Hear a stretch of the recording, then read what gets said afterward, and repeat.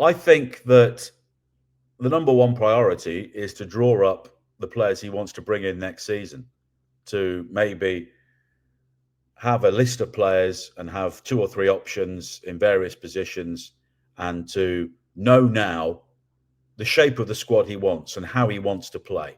And I'm sure he's got that already, but he needs to go to whoever's in charge, whoever's going to be calling the shots, whoever these going to be signing the checks when the transfer window opens, and say, this is what I want. And I'm sure he's already done that.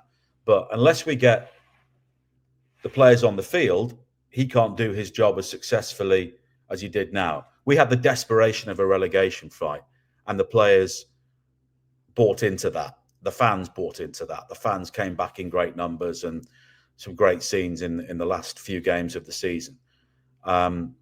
That, I think, is his priority. But I'm sure he wants clarity. He may well have it. Who knows?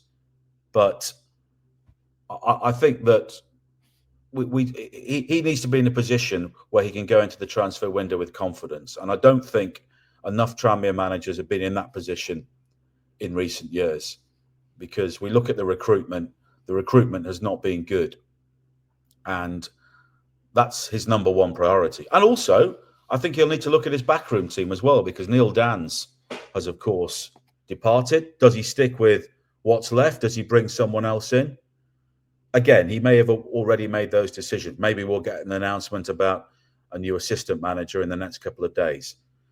I don't know. But I think, looking at him and the way he talks, organisation is very high up the list of priorities for him. And I'm sure he's putting his plans to Mark Palios for the moment, and maybe the potential new owners. And I just hope they give him the backing to get the job done, because I think we've got the makings of a very good manager there, and someone who could be a very good fit for Tranmere in the mould of a Micky Mellon, and maybe even a Johnny King going further back. I think those last words that you speak there, the most pertinent ones, a very good fit. There have been plenty of good managers who've come to Tranmere, and it just hasn't worked for them because they've just not quite got it. They haven't quite understood it. Keith Hill would be quite close to the top of that list. We know he's a good manager because we saw what he achieved at Rochdale over a couple of spells, but it never quite worked for him here. Even someone like Brian Little, who had a degree of success, I would argue never quite got it. But Andy Crosby seems to. Still early days, but Andy Crosby seems to. And I think that is, with a club like Tranmere, I think that's the most important thing, actually. Because if you don't get it right with that communication towards the fan base and to the Wirral in general, and if you don't seem to get it, you're going to be hounded out quite quickly. Yeah, I mean, and he's not a former player. He's not a former Tranmere player, of course. He was around the lower leagues.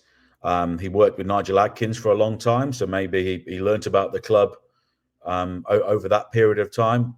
I don't know. But yeah, I mean, Brian Little should have got promotion. He had a good enough team, and for whatever reason, it didn't happen that season in 04-05. Keith Hill, the only Tranmere manager to do the double over Bolton. That's quietly forgotten, I think, by quite a few Tranmere fans. I think if James Vaughan had stayed fit, the club would have probably got promotion that season. But it didn't happen, and there wasn't a plan B, and his PR wasn't great, to say the least, as we know.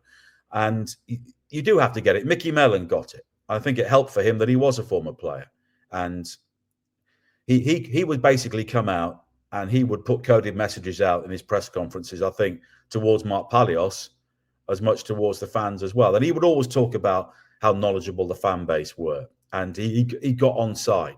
And of course, he had success as well. But of course, he was handed out towards the end. Let's not forget that. We do have a very demanding fan base, which is a good and bad thing at times. But what you don't question is the loyalty.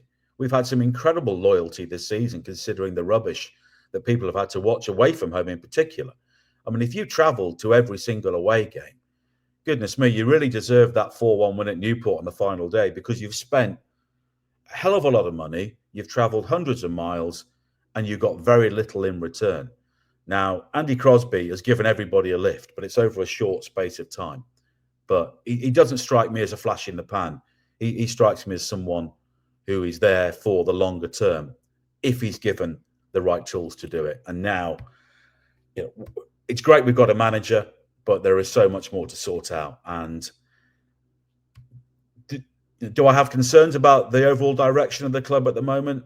Yes, I do, because we haven't got that clarity, and that's what we're all waiting for. And I think we might have to wait a bit longer.